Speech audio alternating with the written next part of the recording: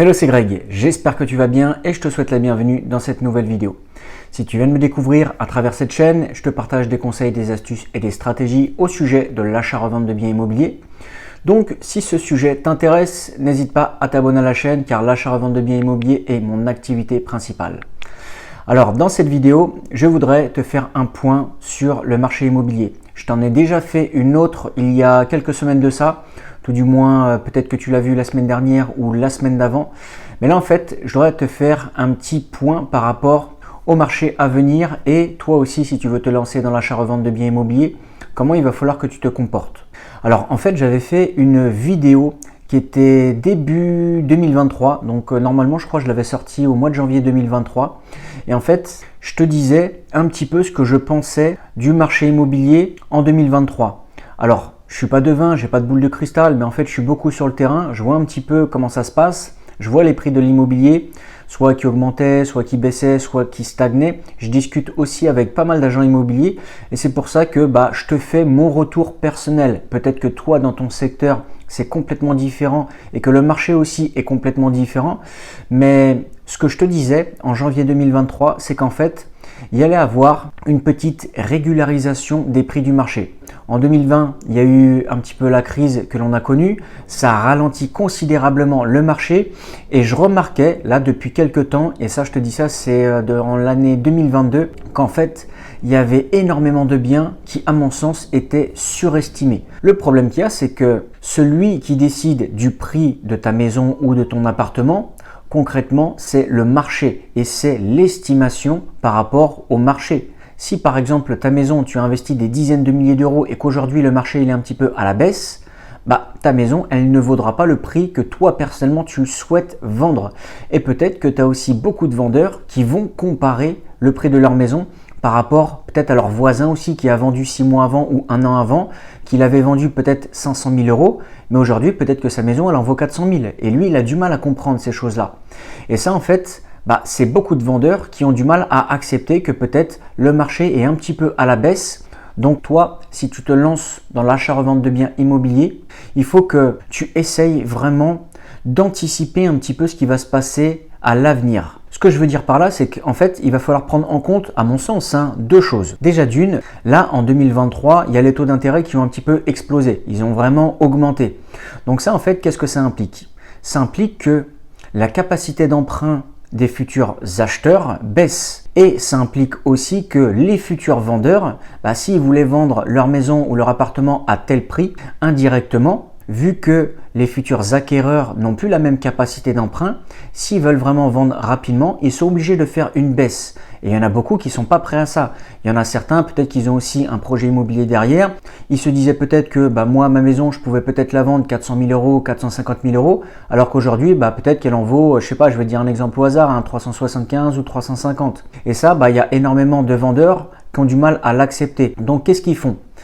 Ils font un petit peu la même chose que des futurs acquéreurs. Ils essayent de repousser leur projet pour voir si le marché va peut-être reprendre un petit peu des ailes. C'est-à-dire que peut-être qu'ils vont se dire ok, moi je vais patienter pour vendre, et les futurs acquéreurs, moi je vais peut-être un petit peu patienter pour voir si les taux baissent, comme ça me permettra d'avoir une capacité d'emprunt un petit peu plus élevée. Donc ça c'est un petit peu un constat que je voulais te faire et que j'ai remarqué par rapport au marché de l'immobilier en ce moment. Alors comme je te l'ai dit, là ce que je te parle, c'est uniquement dans mon secteur. Alors nous qui faisons de l'achat-revente de biens immobiliers, comment il va falloir qu'on anticipe un petit peu le marché? Alors là, normalement, quand tu vas voir cette vidéo, ça va être fin 2023. Alors quand je dis fin 2023, je pense que ça va être aux alentours de octobre-novembre 2023. Et personnellement, j'espère qu'en 2024, il y aura quand même une petite baisse au niveau des taux. Comme ça permettra quand même à certaines personnes d'avoir une meilleure capacité d'emprunt et de se lancer beaucoup plus facilement dans l'achat d'un bien immobilier. Donc nous, dans l'achat-revente de biens immobiliers, comment est-ce que l'on peut faire un petit peu pour anticiper tout ça? Je t'avouerai que comme ce que j'avais précisé dans la vidéo que j'ai publiée début janvier 2023, c'est qu'en fait, il faut toujours que l'on essaye de bien acheter. Ça, c'est vraiment le nerf de la guerre. Dans tous les cas, si tu arrives à bien acheter ton bien immobilier, quand je dis bien acheter, ça veut dire avec un prix assez bas où tu as quand même une marge de sécurité. Quoi qu'il arrive, même si le marché baisse, même si vraiment il y a quelque chose qui est imprévu, tu pourras par exemple soit sortir du projet sans perdre d'argent ou soit tu pourras toujours dégager une marge. Bien sûr, peut-être que ta marge, elle ne sera pas aussi élevée que ce que tu avais prévu peut-être 6 mois ou 9 mois avant, mais tu pourras quand même dégager une marge. Et en fait, il y a une chose aussi qu'il va falloir prendre en compte, et ça c'est quand même un petit peu plus difficile, mais normalement quand tu connais ton secteur, quand tu as fait une bonne analyse de marché, tu sais un petit peu les prix qui peuvent se pratiquer et tu te dis ok, là normalement dans 6 mois, s'il n'y a pas vraiment une baisse drastique, je devrais pouvoir revendre le bien immobilier à tel ou tel prix. Et en fait, ce qu'il va falloir faire dans l'achat-revente de biens immobiliers, si toi par exemple aujourd'hui tu veux te lancer et tu te dis ok, peut-être que je veux patienter parce que en ce moment c'est peut-être un petit peu compliqué, je ne veux pas faire d'erreur, je peux comprendre, c'est normal. Après moi personnellement, c'est mon activité principale, je suis sur le terrain vraiment tous les jours, je vois un petit peu comment ça se passe. Là, en ce moment, je suis positionné sur un ensemble immobilier où il y a plusieurs lots à vendre. Et en fait, je voudrais te donner un exemple pour que ce soit un petit peu plus facile à comprendre. Là, l'ensemble immobilier, tu vois, je suis en train de le vendre et c'est un petit peu quelque chose de différent de ce que j'ai fait aussi sur d'autres projets. C'est qu'en fait, là, j'ai revendu tous les biens en l'état, c'est-à-dire que j'ai fait aucun travaux.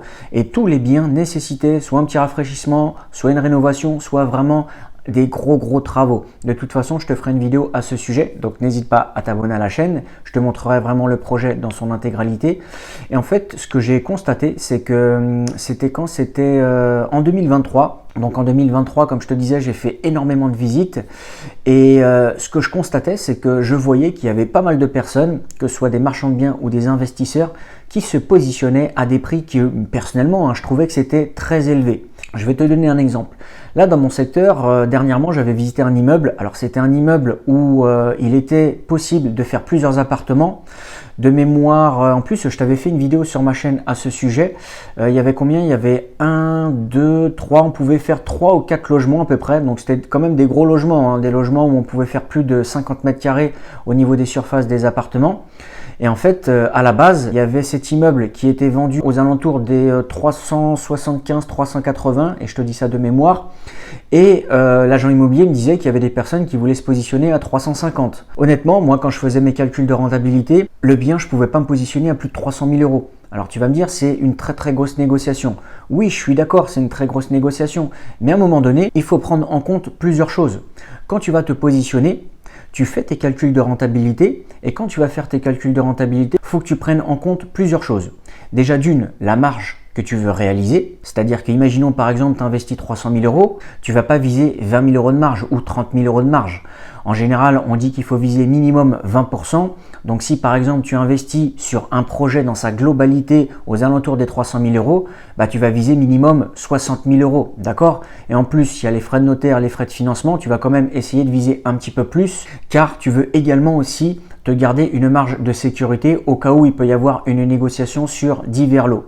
Donc quand tu veux te positionner et que tu fais tes calculs de rentabilité, déjà tu vas prendre en compte la marge, tu vas prendre en compte aussi par exemple les travaux qu'il va y avoir à réaliser. Si tu te positionnes sur un bien à 300 000 et que tu as 100 000 euros de travaux, je t'avouerai qu'au final, tu devras dégager beaucoup plus que 60 000 euros de marge, d'accord? Parce qu'on a dit que c'est à peu près 20% sur la globalité du projet. Également, quand tu vas négocier le bien, donc tu prends en compte ta marge, tu prends en compte les travaux, tu prends en compte aussi par exemple les frais de financement que tu peux avoir, que tu es susceptible d'avoir. Et en général, les frais de financement, tu vas viser un petit peu large. Tu ne vas pas prendre des frais de financement sur 3 ou 6 mois. Peut-être que tu vas les calculer sur 1 an pour également te mettre une bonne marge de sécurité. Et également, ce que tu vas faire, c'est que tu vas prendre en compte une éventuelle baisse du marché où tu te dis, ok, ce lot-là, peut-être que je peux le vendre 200 000 euros aujourd'hui, mais peut-être que dans 6 mois, que dans 1 an, quand j'aurai fini mes travaux, peut-être qu'il va se vendre, je te dis vraiment un truc au hasard, peut-être 170 ou 180. Et si tu as 4-5 lots dans l'immeuble, fais les calculs. Ça peut te faire quand même une grosse baisse qui n'est pas négligeable, qui est vraiment à prendre en compte. C'est pour ça que quand tu vas te positionner sur un bien, ce qui est vraiment très important, c'est que tu fasses des négociations qui te permettent de prendre en compte tout ce que je viens de te dire. Que ce soit ta marge, que ce soit les travaux, les frais de financement, la baisse éventuelle, tout ça, ça fait partie de ta négociation. Et comme je dis souvent, il y a des gens qui me disent « Oui, mais Greg, là c'est difficile parce que la personne ne veut pas accepter ma négociation. » Eh bien, c'est pas grave. Si elle veut pas accepter, tu passes à autre chose. Dans tous les cas, ne te positionne pas sur un bien qui peut-être par la suite va te mettre dans l'embarras ou qui peut-être par la suite, vu que tu n'as pas fait une grosse négociation, tu vas peut-être dégager juste une toute petite marge. Et ça, ce serait dommage. Parce que si par exemple, tu te positionnes sur un bien à 300 000 euros, que tu fais par exemple 100 000 euros de travaux ou 150 000 euros de travaux, que ça te prend 9 mois ou même 12 mois, à un moment donné, il faut qu'à la fin, tu dégages quand même une certaine marge qui est assez conséquente par rapport au temps que tu as dépensé, par rapport à l'énergie que tu as investi, par rapport aussi à l'argent que tu as mis là sur ce projet-là. Donc tout ça indirectement, il faut qu'il y ait un retour sur investissement. Donc toi, tu ne peux pas te permettre de te positionner sur des projets où au final, tu ne vas pas dégager une marge qui est assez conséquente par rapport à ce que tu as investi, par rapport au temps que tu as dépensé et par rapport à l'énergie déployée pour pouvoir piloter et structurer ce projet de A à Z. Donc concrètement, si je dois un petit peu te faire un petit résumé, quand tu vas te positionner sur des biens immobiliers, là, dans le futur, dans les prochaines semaines, dans les prochains mois, essaye d'anticiper ce qu'il peut y avoir par la suite. Je sais que c'est pas facile, je sais que quand je te dis ça, tu te dis oui, ok, il est bien gentil de me dire ces petits conseils-là, mais bon, c'est pas facile de savoir ce qui va se passer dans le futur. Je suis d'accord, je suis exactement dans la même situation que toi. Et là, tu vois, par exemple, si je reprends l'exemple de moi personnellement sur le projet où je me suis positionné, au début, je me suis dit, tiens, je vais faire des travaux dans les appartements parce que peut-être que les appartements, ils vont se vendre plus facilement. Et en fait, par rapport à ce que je me disais, bon, à mon avis, peut-être qu'il va y avoir une régularisation du marché, peut-être qu'il va y avoir une petite baisse. Donc, ce que je vais faire, c'est que je vais essayer de faire mes calculs de rentabilité par rapport à des biens que je vais vendre en l'état. Donc déjà, je ne vais pas sortir de la trésorerie pour pouvoir faire des travaux et je vais essayer de cibler une fourchette très très basse au niveau des prix de revente. Comme ça, au moins, ça me met une marge de sécurité et s'il se passe quoi que ce soit, j'aurai ma petite marge de sécurité et normalement, je pourrais quand même dégager une très très bonne marge à la fin. Et c'est ça en fait qu'il faut essayer de prendre en compte. C'est tous ces petits détails-là, tous ces petits critères. Imaginons, je te reprends un autre exemple. Imaginons, là, tu vas te positionner par exemple sur une maison avec un grand terrain à bâtir et toi, tu veux faire une division. Ça, en général, c'est des projets quand même qui vont prendre plusieurs mois. Entre la signature du compromis, entre par exemple la division qui va être faite, entre la déclaration préalable pour faire la division qui doit être acceptée, qui doit être purgée de tout recours au niveau des tiers, qui doit être purgée aussi au niveau administratif, je t'avouerai que des fois tu peux avoir 6 mois, 8 mois, 9 mois qui vont passer. Et le truc c'est qu'en plus ça, c'est un projet où en général il y a des gens qui vont faire construire une maison. Donc eux aussi de leur côté, il faut qu'ils aient leur permis de construire qui soit accepté. Enfin bref, il y a énormément de paramètres à prendre en compte. Et toi, ton projet, imaginons, il se fait en une année, peut-être que le terrain, quand tu l'as acheté au jour J, peut-être que 9 mois ou 12 mois après, il ne va pas se vendre le même prix. Et c'est ça qu'il faut prendre en compte. Également, quand tu fais des travaux, si par exemple, tu te lances dans une petite rénovation d'appartement qui va te prendre 2-3 mois, ça va, normalement, le marché, il ne va pas non plus se retourner. Enfin, on croise les doigts, mais normalement, ça ne va pas se passer. Par contre, imagine, tu te lances dans un projet de rénovation qui va te prendre 12 mois, 18 mois ou peut-être un petit peu moins, mais qui va te prendre quand même pas mal de temps. Eh bien ça, il faut aussi savoir anticiper et prévoir une marge de sécurité. Là, dernièrement, il y a un autre immeuble que j'avais visité. Je l'avais visité l'année dernière, là au jour que je te fais cette vidéo. Et je voulais, comme je te dis, me positionner à un certain prix. Il est parti à un prix beaucoup plus élevé sur lequel je voulais me positionner. Et vu que je connais mon secteur par cœur, je fais mon analyse quotidienne, je regarde régulièrement les annonces, j'ai vu divers lots qui étaient en vente, qui ont été rénovés. Et en fait, ce qui se passe, c'est qu'à la base, les prix qu'ils avaient affichés, je me suis dit, tiens, c'est assez ambitieux parce que les prix, je les trouve quand même un petit peu élevés par rapport à ce qui se fait en ce moment. Et là, plusieurs mois après, qu'est-ce qui s'est passé? Il y a eu une baisse de prix. Alors la personne, elle a fait des travaux pendant énormément de temps et aujourd'hui, elle est obligée de baisser le prix des lots qu'elle a mis en vente.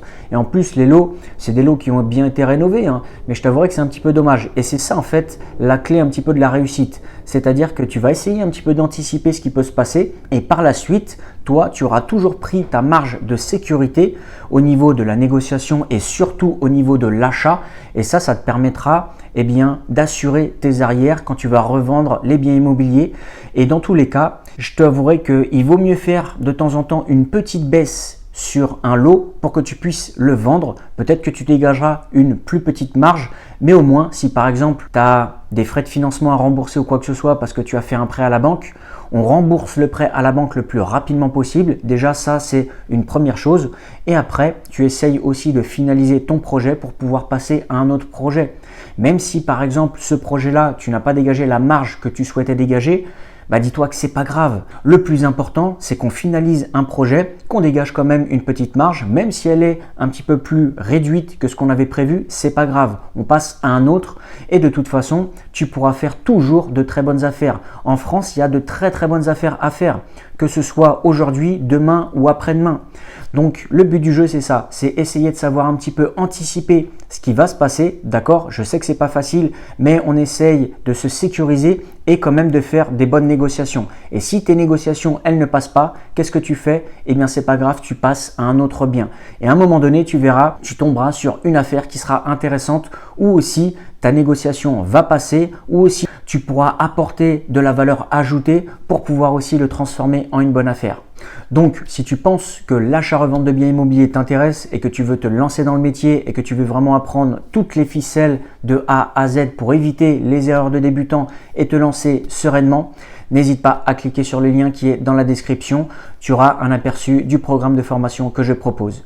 Moi, je te remercie d'avoir regardé la vidéo jusqu'ici et je te dis à très bientôt dans une prochaine vidéo. Ciao, ciao!